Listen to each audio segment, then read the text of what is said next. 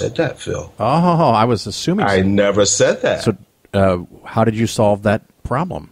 Well, we do still have the god-awful mortgages. Now, the thing is, my wife and I, we are fortunate. Even when the balloon payment happened, we were able to work and pay it. When our mortgage tripled, we literally worked harder and we paid it, and we're still paying it because we still can't refinance. Excuse me. Sorry. The reason that you might hear some hope in my voice, whatever, is because, through this Dave Ramsey thing, we are seeing a way out of debt. And not only is it great to be out of debt in itself, but once we are out of debt, it will also help us to get out of this crazy loan, Now, when you say you're going to get out of the loan, is that because you'll refinance it or because you'll just pay it off? Yes, or refinance, or I don't know, maybe even sell. And, that's one thing, too, just to mention, I've had folks say to me, you've been over a decade, you can't refinance your house. You got a horrible, sell the house, Yeah, okay. I think it's kind of a cultural thing, to be honest. At least for my generation, being a black person here in America, we like to keep our houses. I understand the whole notion of first home and, start a home and all that, which I've done. But, for a lot of black people in this country, I think the majority of black folks, the single most positive asset that we have is our home. Most of us do not have an awful lot of savings. Most of us definitely do not have any type of inheritance that, could, Donald Trump, he only got, what did he say, only $1 million to start? But, most of us, we have nothing like that. And for us, our home, in a lot of cases, is the single biggest asset that we have. Well, should it be more? Yes, I'm sure, but that's the reality. Yeah, that starts to get into the second segment we're going to do. So listeners, hang on. Is there anything else that you want to talk about the Dave Ramsey and how it helped you out, or things that you liked or didn't like about it? Well, I liked a lot about it, Now, I got to tell you, you know me, where you and I have met, this whole secular, thing. Right. And it was something from, my wife. She's not here, but I'm going to out her. She's pretty much agnostic, and I'm like, I think this whole God thing is bullshit. But at one point, the moderator asked us if we were, I think he said, "Are you guys Baptists?" Because he said, "Are y'all Baptists? You're sitting in the back of the room." And I really wanted to say, well, no, I'm an atheist. I was thinking Dave Silverman and all of that. But I didn't. These people were so incredibly nice to us. I did not want to jump on my soapbox at that time, even though I know we need to be proud and out about our non-belief. But I'm sitting there with my Black Panther tattoo and my earring and all of these religious folk. And, it's like Silverman's latest book. I think you're probably familiar with it, right, Phil? I am. It's called Fighting God. Yeah, where he talks about, what did he say? Spit out the fat, take the meat and spit out the fat, something like that. Basically, it's like, you get what you can out of that situation and spit out the rest. And whereas one thing that Dave Ramsey does, he has several Bible passages in his workbooks. And, for me, it was not a big issue because a lot of the stuff he talks about with debt management and budgeting and saving, it's, like I said, it should be common sense. It's not rocket science. But the biblical references were not, and were not an issue for me because they're kind of almost like an afterthought. And Great. I still got the gist of what it. I'd love to do is let's take a little commercial break. Okay. And you and I will come back and we'll do our second segment, and I'll explain that to everybody when we come back from the commercials. That sound all right? That sounds awesome. All right, everybody, hang on. We'll be right back. Here's an excerpt from Mum, Dad, I'm an Atheist by David G. McAfee. It is the same highly regarded concept of an afterlife that allows misguided religious people to justify the mistreatment of those who disagree with their religious ideologies. They are simply trying to protect you from eternal damnation in the afterlife by condemning you, insulting you, and even disowning you in this life. It is not to say that becoming open about your disbelief is always going to be met with these negative reactions, and, in fact, that is precisely what this work is hoping to prevent. But it is important to understand that if you experience negative reactions from religious kin, it is probably a result from the religion's teachings, and likely not from any personal vendetta or hatred.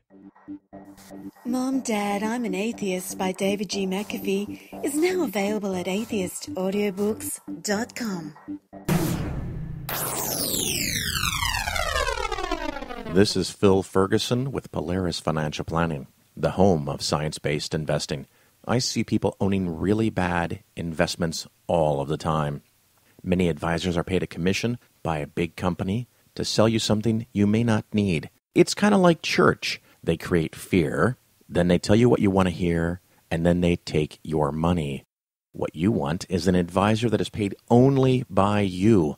That is a fee-only fiduciary advisor. Remember, people work for who they are paid by. You can contact me, Phil, at PolarisFinancialPlanning.com, or listen to the cleverly titled The Phil Ferguson Show. Each show, we have an interesting investing skeptically topic and an interview with someone fighting to end religion. Polaris also gives 10% of gross revenue to support the growing secular movement. You're not just getting better investments, you're helping to change the world. Only on Secular Media Network. All right, everybody, welcome back. This is Phil Ferguson, and you are still listening to the cleverly titled Phil Ferguson Show. With me today, I have Jelani Fakah, and he has gone through the Dave Ramsey class, and we talked about that in the previous segment. We're going to move on to something maybe we can have a little more fun with and argue over. I don't know, maybe we'll agree on a lot of this. I'm looking at a thing that Dave Ramsey has on his website, and it's called 20 Things the Rich Do Every Day. And when this got published, I think it was a couple of years ago, it created a little bit of a firestorm. And I thought that the two of us could have some fun with that. And I don't know if you just want to go down the list or if there's something on there that you wanted to start with. Oh, we can just go down the list. Okay. I'll be honest with you. I just pulled it up. Well, that's I was okay. trying to find this darn thing. Thankfully, the break gave me a chance to pull it up, so we can just go right down the list, man. Because so much of it is pretty offensive. Well, that tells the listener a little bit where you're coming from. All right, here it is. Number one, 70% of wealthy eat less than 300 junk food calories per day. 97% of poor people eat more than 300 junk food calories per day. 23% of wealthy gamble, and 52% of poor people gamble. Yeah. Okay, Phil, listen. I am going to pull my non-believer card on this one. Actually, this entire list. Because, I hope I'm making sense when I say this. For me, this list and a lot of what we see that's happening in this country and has been happening for a while, for me, it has a real strong connection to this whole Christian type of philosophy of original sin. And for me, it's just so absurd because we're talking about God. God is give me the omnis, omniscient, omnipresent, all-knowing, all-seeing. God knew that you and I were going to be doing this podcast right now, and he knew what you and I were going to say. Well, I stick with that because God wants me to make atheists. He wants you to make atheists? Yeah, that's what he told me. Yeah, he's helping you. That's right. Yeah. He's helping you. He's helped me be successful. He wants me to make atheists. And Yeah, until he comes back and changes his mind, I'm going to keep doing what he told me to do. Yeah, but you know the good thing about that, Phil? What's I'm that? sure it's been going very well. It is. And I'm with God's sure it's help, going very well. I will keep making more atheists. Yes, So yes. do you think the poor gamble more? Is that what causes them to be poor? No, I think it's a case of victim blaming. And that's my whole point about original sin. Because we're talking about the most powerful being in all of ever. Yet, the reason that humans suffer, the reason that humans get cancer, the reason that humans are locked away and pray while they're being, sexually abused and everything, and it goes on for years. The reason all that happens is because of original sin. And original sin is because of a mistake by man. So that whole idea to me is absurd, because we're talking about the fault being on simple creature versus the creator, the creature that has all the power and all the knowing. And for me, that sets up all kinds of situations where you can victim blame. I mean, for me, it's like if we see something like Tamir Rice, okay? Tamir Rice was a young kid in Cleveland who, if you look at his video, police arrived on the scene, and within 3 seconds, they shot this 12-year-old boy dead. Now, I have Facebook friends, I have neighbors, I have people I see regularly that will look at that video and say, oh, the police were justified. Yeah, that's a bit of a stretch. And I know the one in Chicago, it was a very similar situation. The police were chasing him, and he was simply walking and got shot 16 times. 16 times. Most of those shots while he was on the ground. Yeah.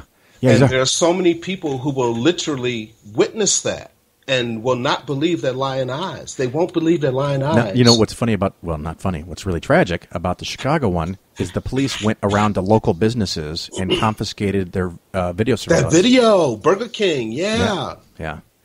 Anyway, so that's the first let's one. get back to the list. I'm off on a tangent. We're having great fun. This number 2 is 80% of wealthy are focused on accomplishing a single goal. Only 12% of poor people do this. So the poor aren't focused. I mean, if they just focused, they wouldn't be poor, right? You know what the poor are focused? The poor are focused on surviving. Hey, man, look. If anybody listens to this, they know a little bit about me, okay? If they've ever played the game of Monopoly, they know a little bit about me, because I was raised on the poorest streets of the Monopoly board. I mean that literally.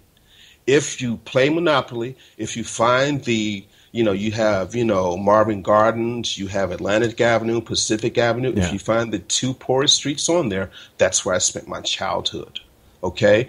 People who are not wealthy are focused on surviving. Okay? People are trying to make a fucking living. This is like such incredible privilege. These people are not focused on the same goals we are. Yeah, well, because surviving makes things happen. Yeah, you got to do, and this goes. I mean, this whole list is like this. The number 3 is 76% of wealthy exercise 4 days a week. Only 23% of the poor people do that. What number is that one? That's number 3.